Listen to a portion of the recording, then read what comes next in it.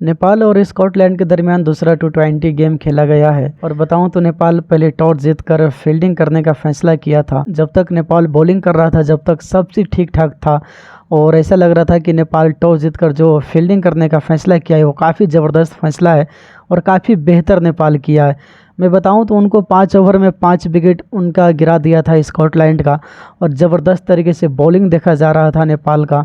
और पूरे मैच में नेपाल जिस तरीके से बॉलिंग किया है वो काबिल तारीफ़ है। एक अच्छा टीम को आप 97 पे ऑल आउट कर देते हैं तो इससे बेहतर क्या हो सकता है आपके लिए। गेंदबाजों के बारे में बात कर लूँ तो जिस तरीके से संदीप लामिछाने एक बार फिर से काफ़ी दिनों के बाद नज़र आया है कि संदीप को 4 विकेट हासिल हुआ है। काफ़ी दिनों से संदीप 4 या 5 विकेट नहीं ले रहा था, लेकिन अब ऐसा लग रहा है कि जैसे कि संदीप लामिछाने एक बार फिर से अपना वो पुराना फॉर्म में वापस आना चाह रहा है और उम्मीद करता हूं कि जल्द वापस आ जाए, क्योंकि नेपाल टीम अगर संदीप के बगैर मैदान में उतरता है तो अधूरी सी नज़र आती है हमेशा। लेकिन संदीप जब टीम में होता है तो जब भी आपको विकेट की ज़रूरत हो अगर वो अपने लय में है तो, वरना कुछ दिनों से उनका भी हालात कुछ बेहतर नहीं है। अच्छा करने के लिए वो जाता है लेकिन अच्छा उनसे नहीं हो पा रहा था, लेकिन जिस तरीके से दोनों T20 में वो गेंदबाजी किया है वो काबिल तारीफ़ है। उम्मीद करता हूं कि संदीप हमेशा इसी तरीके से गेंदबाजी करे और नेपाल टीम को एक इम्पोर्टेंट जीत दिलाए, क्योंकि संदीप लामिछाने के ऊपर भी काफ़ी सवाल उठ रहा था कि क्या संदीप को टीम में ऐसा खेलना चाहिए, क्योंकि उनसे बेहतर ललित राजवंशी कर रहा था और ऐसा लग रहा था कि जैसे कि संदीप का फॉर्म अगर बेहतर नहीं रहेगा तो उनकी जगह कोई और ले सकता है, क्योंकि आपको मैच जीतने की ज़रूरत है और आप कभी भी कोई खिलाड़ी को अपनी टीम में रखते हैं तो इसीलिए रखते हैं कि वो बेहतर करके दिखाए और अपनी टीम को जिता कर दिखाए। लेकिन संदीप से वो काम नहीं हो पा रहा था, लेकिन जिस तरीके से वो दोनों T20 में 2 मैच में 7 विकेट हासिल कर चुका है वो काफ़ी खुशी की बात है नेपाल क्रिकेट के लिए और संदीप के लिए भी, क्योंकि एक वक्त था कि संदीप दुनिया के कोना कोना में जाके वो लीग खेल रहा था, लेकिन जिस तरीके से उनके ऊपर कुछ झूठा आरोप लगा था उनके वजह से उनका जो माइंडसेट था वो गड़बड़ा गया था। न तो वो बेहतर तरीके से गेंदबाजी कर पा रहा था, न तो कोई लीग में वो शामिल हो पा रहा था। लेकिन अब ऐसा लग रहा है कि जैसे कि संदीप के ऊपर जो भी प्रेशर था वो ख़त्म हो चुका है। अब वो फिर माइंडसेट के साथ मैदान में उतरता है और एक बेहतर गेंदबाजी करने की वो कोशिश करता है और उम्मीद करता हूँ कि जब इस तरीके से फॉर्म संदीप का आ जाएगा तो आप देखिएगा कि संदीप काफ़ी ऐसा देश में लीग में वापसी कर सकता है, क्योंकि वो काफ़ी ज़्यादा लीग खेल चुका है। अगर उनका फॉर्म अच्छा रहेगा तो मेरे ख्याल से ऑस्ट्रेलिया का जो बिग बैक्स है उसमें ड्रॉप में संदीप का नाम आया है। अगर संदीप 1-2 मैच में और बेहतर कर देता है तो वो ऑस्ट्रेलिया में जाके लीग ज़रूर खेलेगा, इसमें कोई शक की बात नहीं है। क्योंकि ऑस्ट्रेलिया के लीग के बारे में बताऊं तो संदीप 4 सीज़न यहाँ से खेल चुका है और काफ़ी यहाँ का फ़ैन है जो संदीप से वाकिफ़ है और संदीप को जानता है। उनके ऊपर जब तक आरोप नहीं लगा था, जब तक वो लीग वो खेल रहा था, लेकिन आरोप लगा था उस वक्त से वो लीग उनके लिए बंद हो चुका है। लेकिन उम्मीद करता हूं कि एक बार फिर से संदीप दुनिया के कोना कोना में जाकर लीग खेले और नेपाल का नाम रोशन करे। अब मैं बात कर लेता हूं कि जब नेपाल चेस करने के लिए आया तो क्या घटा मैदान में और किस तरीके से नेपाल चेस किया।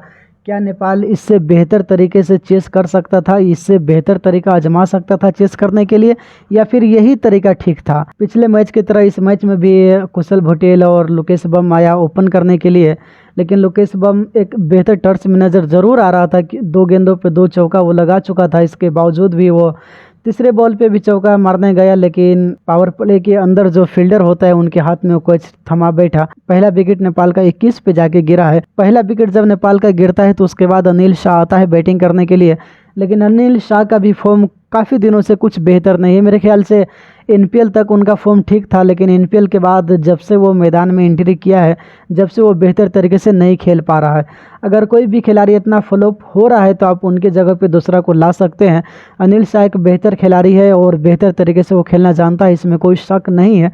लेकिन अगर वो फॉर्म से आउट है और अगर वो बैटिंग बेहतर तरीके से नहीं कर पा रहा है तो आप उनके जगह पे दूसरा को ला सकते हैं टीम में। तो अनिल शाह 3 रन बना के आउट हो जाता है। उसके बाद हमारा कैप्टन आता है रोहित, वो भी 14 गेंद खेलने के बाद 7 रन बना के अपना विकेट लॉस कर देता है। उसके बाद दीपेंद्र सिंह आयरी वो भी बेहतर क्रिकेट नहीं खेल पाता है। जिस तरीके से दीपेंद्र सिंह 20 के लिए माना जाता है कि काफ़ी बेहतर खिलाड़ी है और 20 में जिस तरीके से वर्ल्ड में वो नंबर 2 पे मौजूद है ऑलराउंडर में, तो आप उनको अंदाज़ा लगा सकते हैं कि किस टाइप का खिलाड़ी है, लेकिन इसके बावजूद भी वो बेहतर नहीं कर पा रहा है। आपको लोग फिनिशर के जगह पे याद करता है, तो आपको मैच फिनिश करनी सीखनी चाहिए और मैच आपको फिनिश करना भी चाहिए। लेकिन जिस तरीके से नेपाल का विकेट लगातार झड़ने लगता है और मैच को फिनिश करना पड़ता है संदीप लामिछाने को और करण केसी को। कोई भी टीम 97 पे ऑल आउट हो जाती है और आपको चेस करने के लिए 8 विकेट गिरा देते हैं आप और 20 ओवर में जाके चेस करते हैं, तो मेरे ख्याल से चेस बेहतर नहीं है। क्योंकि ये आप वर्ल्ड कप के लिए क्वालिफाई नहीं कर रहे हैं कि आपको सिर्फ जीत से मतलब है, बल्कि आप वर्ल्ड कप के लिए आप तैयारी कर रहे हैं। तो आपको यहाँ पे वो कॉन्फिडेंस दिखाना पड़ेगा जिस कॉन्फिडेंस के बारे में दुनिया बात करती है। कि आपके सामने कोई भी टीम अगर छोटा रन के टोटल देता है तो आप उनको बिल्कुल आसानी तरीके से चेस कीजिए। ज़्यादा से ज़्यादा आपको 15 ओवर तक जाना चाहिए था और 3-4 विकेट लॉस हो जानी चाहिए थी। लेकिन अगर आप 8 विकेट यहाँ पे गिरा देते हैं 100 रन से अंदर चेस करने में और 20 ओवर में जाके चेस करते हैं, तो मेरे ख्याल से यहाँ से कोई ऐसा चीज़ आप हासिल नहीं कर पाएंगे। तो आप लोगों को क्या लगता है कि इससे बेहतर तरीके से चेस हो सकता था मैच? आप लोग कमेंट करके बता सकते हैं। और कौन सी खिलाड़ी आपको लगता है कि टीम से आउट होनी चाहिए? क्योंकि नेपाल क्रिकेट जीत जरूर रहा है, लेकिन जिस तरीके से पिछले मैच में 3-3 बार सुपर ओवर देखा गया था और इसके बावजूद भी नेपाल को हार का सामना करना पड़ा था। लेकिन कोई बात नहीं, मैंने कहा था कि आप यहाँ से बेहतर तरीके से आप सीख हासिल कीजिए और बेहतर क्रिकेट खेलिए। जो भी गलती आप करते हैं यहाँ से आपको सीख हासिल करनी चाहिए और अगला मैच में वो गलती नहीं होनी चाहिए। लेकिन स्कॉटलैंड के खिलाफ जब नेपाल अपना दूसरा 20 खेला है, तो यहाँ पे ऐसा लग रहा था कि जैसे कि नेपाल ये भी मैच हार न जाए।